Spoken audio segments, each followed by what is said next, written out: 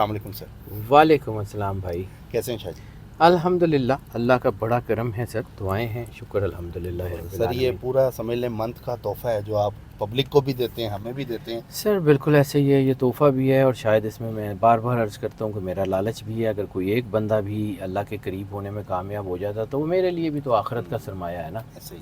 تو میں کوشش کرتا ہوں کہ اس کے اوپر ضرور کام کروں. اور یہ جو دعا کی قبولیت ہے, یہ جب بھی میں بات کرتا ہوں تو مجھے ایک دفعہ تھوڑی سی تمہید ضرور بیان کرنی پڑتی ہے کہ لوگ اکثر یہ سوال کرتے ہیں کہ جی اللہ تو ہر جگہ ہے, ہر وقت ہے, تو پھر ساتھ کا کیا مقصد ہے.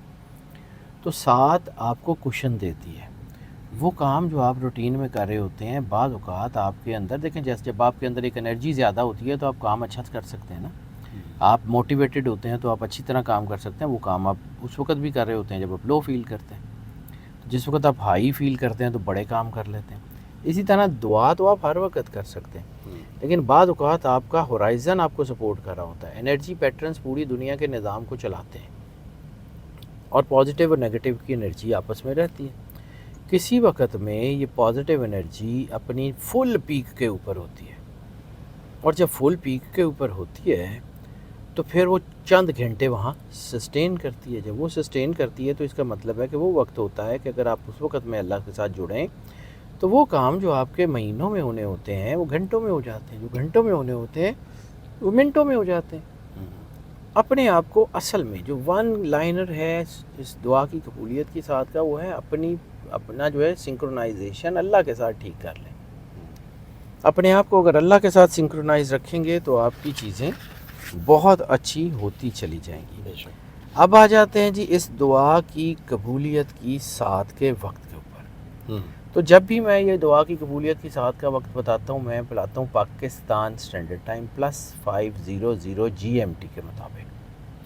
+5:00 GMT کا مطلب یہ ہے کہ انرجی چونکہ گلوبلی تمام گلوب پہ ایک ہی وقت میں ایک ہی طرح بیہیو کرتی ہے, تو اس کا مطلب ہے کہ باقی جتنے ٹائم زونز کے لوگ ہیں انہوں نے اس کی انرجی کو اپنے ٹائم زون کے مطابق کیلکولیٹ کرنا ہے کہ ٹائم کیا بنتا ہے. دوسری بات میں یہ عرض کرتا ہوں کہ یہ جو انرجی جو ساتھ ہے یہ نیچرلی قرآن پاک کی 114 صورتوں میں سے کسی ایک صورت کے ساتھ کمپریہنسولی میچ کر جاتی ہے. اور جب یہ کمپریہنسولی میچ کر جاتی ہے تو پھر اس کا مطلب ہے کہ یہ بہت پاورفل ہو جاتی ہے. اب جو ہے وہ ذکر کرتے ہیں کہ یہ اس کا ڈے کیا ہے, اور پھر بتاتا ہوں کہ کون سی صورت کے ساتھ میچ کرتی ہے, اس کا امپیکٹ کیا ہوگا اور کرنا کیا ہے.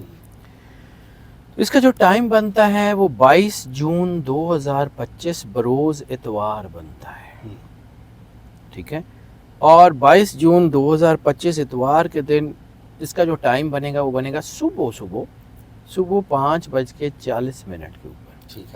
5:40 AM یا 5:40 آورز سے یہ وقت شروع ہوگا اور یہ جائے گا 10:32 آورز پہ یا 10:32 AM پہ 10:32 تک.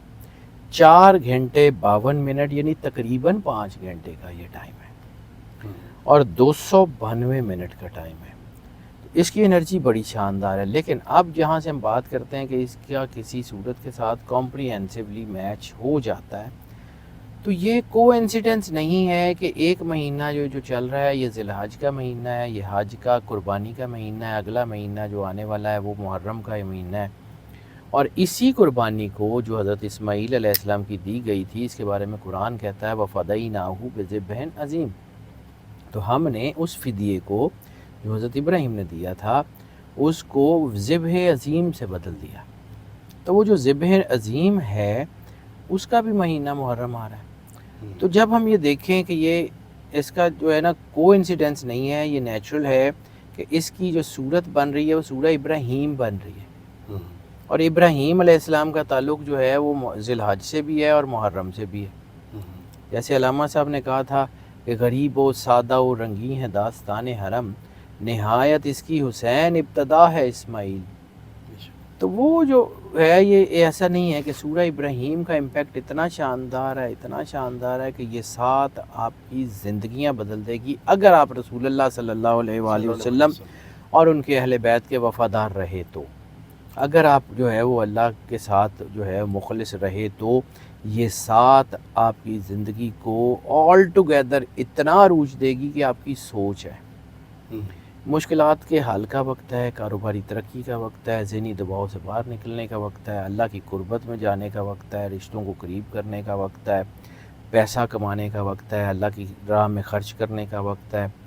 اس وقت آپ کو پازیٹیوٹی انتہائی زیادہ مل سکتی ہے، اس ساتھ کو ضائع مت کیجیے۔ میں عموماً ہر ساتھ کے اوپر ایسا نہیں کہتا، کوئی ساتھ ایسی ہوتی ہے جس کے اوپر میں بار بار کہتا ہوں کہ اس وقت کو ضائع مت کیجیے گا، یہ بہت شاندار وقت بن گیا ہے۔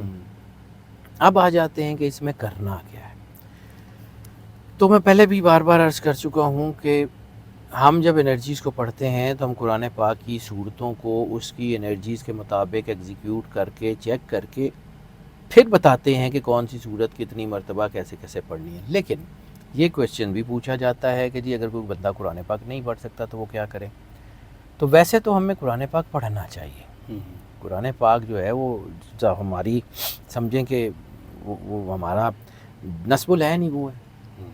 قرآن پاک جو ہے وہ اللہ نے انسان کے لیے بھیجا ہے، تو اس کو پڑھنا تو ضروری ہے۔ نہیں اگر پڑھ سکے چلو کوئی بات نہیں، تو پھر درود پاک پڑھیں، جتنا زیادہ سے زیادہ درود پاک پڑھ سکتے ہیں رسالت مآب اور ان کی آل کے اوپر۔